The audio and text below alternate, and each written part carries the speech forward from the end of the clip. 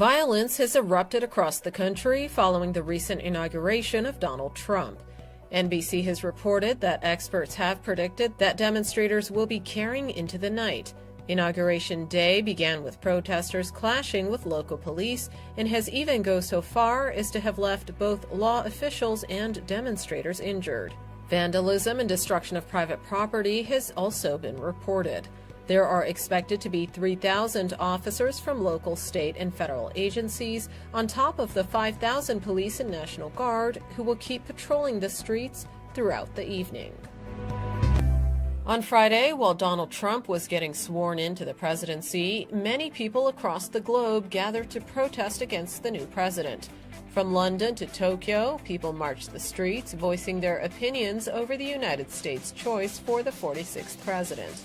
In Washington, D.C., demonstrators grew frustrated and began to vandalize police cars.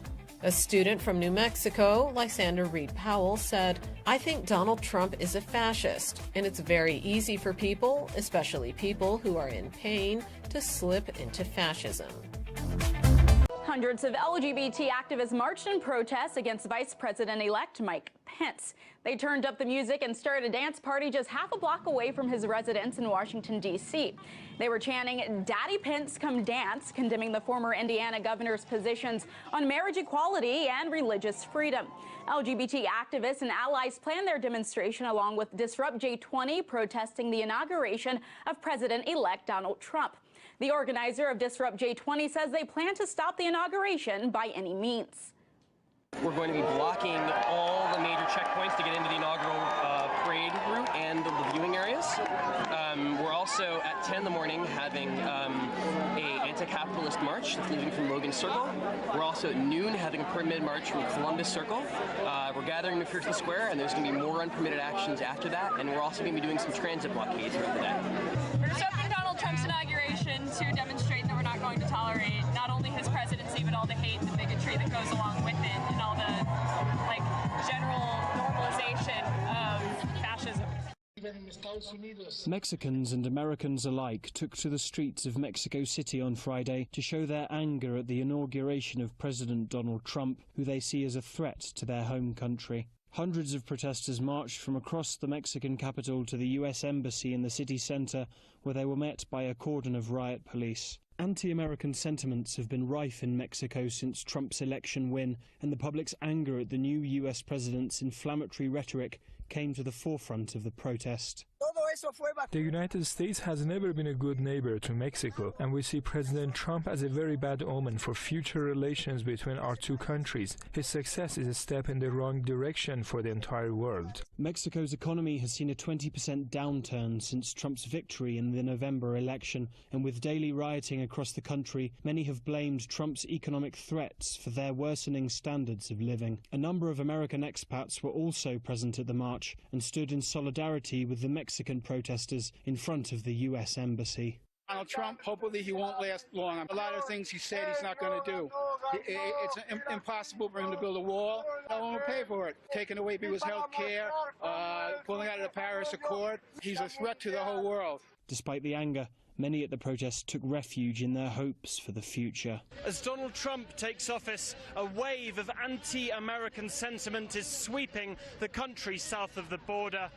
Mexico has already felt the effects of Trump's presidency, and protesters here are campaigning for cooperation rather than confrontation between the neighboring nations. Alistair Baverstock, Press TV, Mexico City. Flu activity is on the rise across the United States, and there's been a slight uptick in the number of casualties in the last week, federal health officials reported Friday. The U.S. Centers for Disease Control and Prevention says that it's not too late to get a flu shot, a shot that is particularly important for those most vulnerable, the very young, the elderly, the chronically ill, and pregnant women, officials said. It would have been better to get vaccinated early, but there is still potential benefit from the vaccine, Lynette Bramer, a CDC epidemiologist, said Friday. Federal health officials said Friday 8 people employed at several rat breeding facilities in Illinois and Wisconsin have been infected with a virus uncommonly found in the United States. According to the Federal Centers for Disease Control and Prevention, this is the first known outbreak of the sole virus associated with pet rats in the U.S., although there have been several outbreaks in wild rats. The sole virus is a member of the hantavirus family of rodent-borne viruses and is carried by wild Norway rats worldwide. The CDC said in a news release that humans cannot contract the virus from other people. In his 8 years in office, President Barack Obama refused to use the words radical Islamic terrorism to describe terror attacks around the world. President Trump is promising the exact opposite, and not just in naming the enemy, but taking on the threat. George Thomas is on the story. 16 years after former President George W. Bush made this pledge, our war on terror begins with Al-Qaeda. But it does not end there.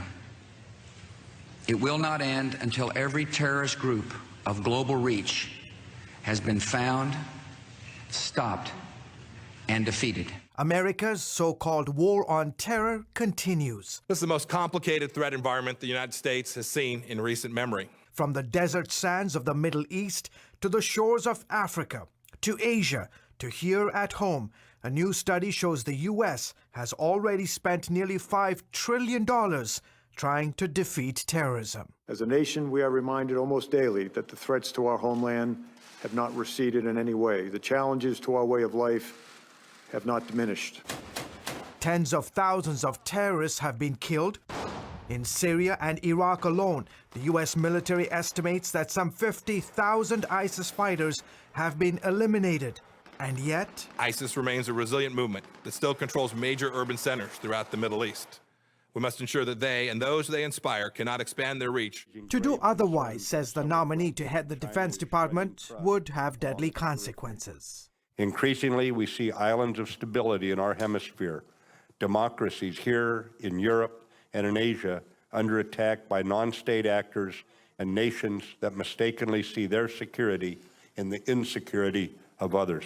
Here in Kenya, where authorities have welcomed America's help in fighting a deadly Islamic terrorist organization, some are looking forward to working with a new administration that isn't reluctant to confront the enemy head-on.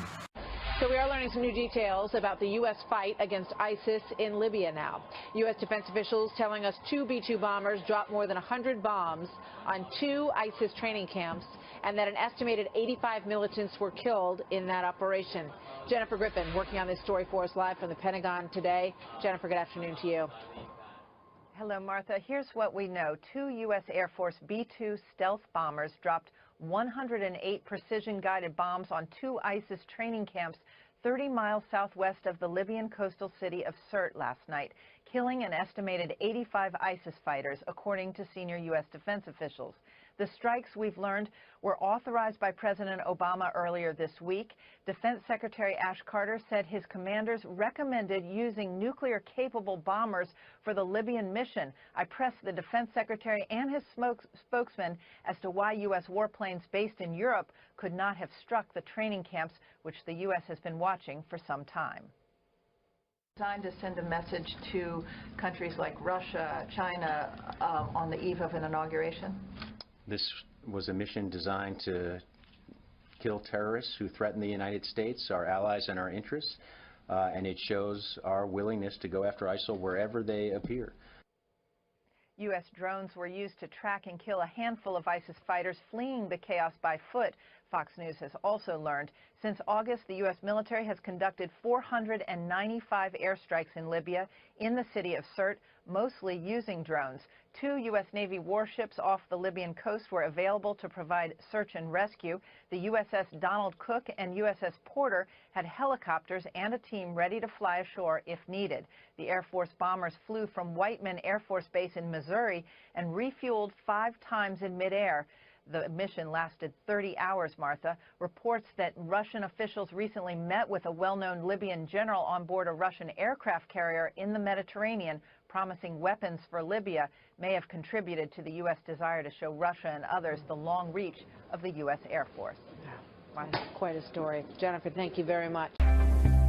Friday, Michigan announced they are potentially closing public schools because they have almost 38 schools underperforming in Detroit and other urban communities.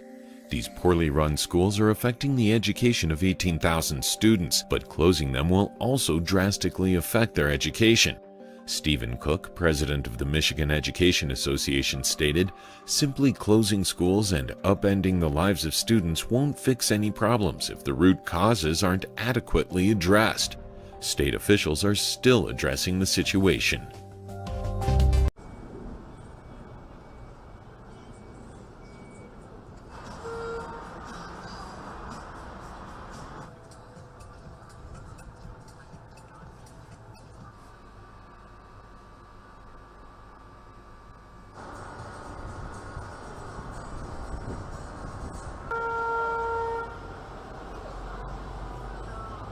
Here's the first shuttle we are testing in open run in the US, and actually is the first world autonomous shuttle actually running. So it's already sold in every other countries, and it's working as well. And we are to implement it, we are using different kind of technologies. First, we create a 3D map of everything around. So after we use GPS, LiDARs and other technologies to detect pedestrians, to be sure that everything is okay around. So it's totally safe, and so far it's going good. The shuttle knows that he needs to give the priority to pedestrians. So if there is someone close to a crosswalk, the shuttle just will stop and let the pedestrian go through. And we can imagine that just when the shuttle is running on the road, if someone just jumps in front, the shuttle will stop automatically. We can also be on open road with traffic lights. We have cameras in front of the shuttle, so we can recognize traffic lights.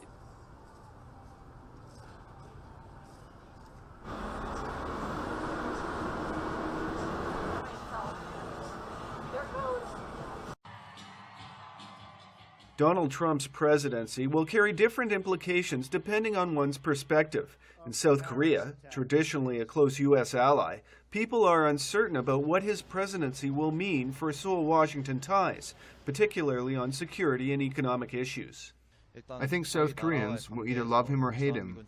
Considering his policies of withdrawing or reducing the U.S. forces here, I suspect his presidency may work to our disadvantage.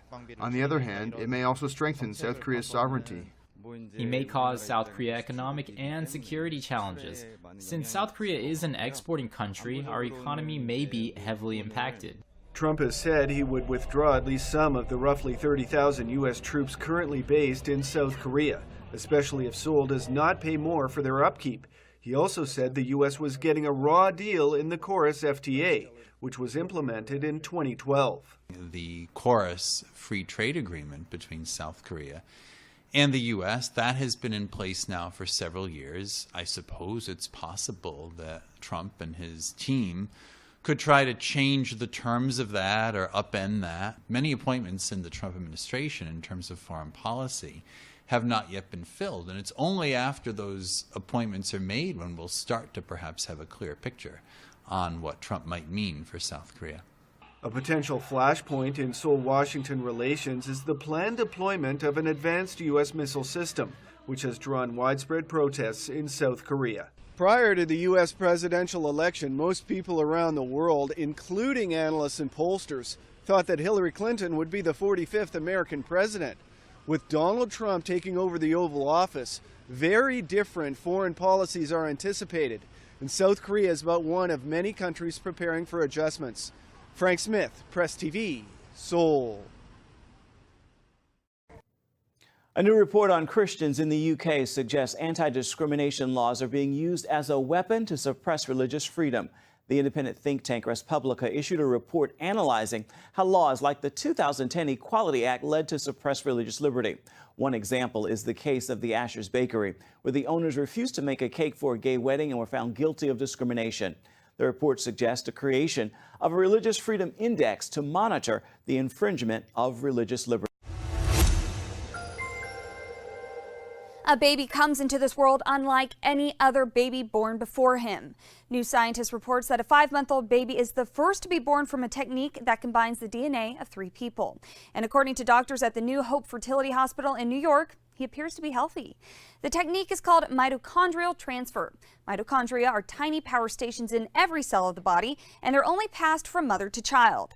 In the case of this 5-month-old baby, about a quarter of his mother's mitochondria had a disease-causing mutation. So Dr. John Zhang and his team took the nucleus from one of her eggs, inserted it into a healthy donor's egg that had the nucleus removed, fertilized the egg with her husband's sperm, then implanted the embryo into the mother. The technique is controversial. The team traveled to Mexico to perform it because, as Dr. Zhang put it, there are no rules. But he said, quote, "To save lives is the ethical thing to do." For Newsbeat Social, I'm Molly Reel.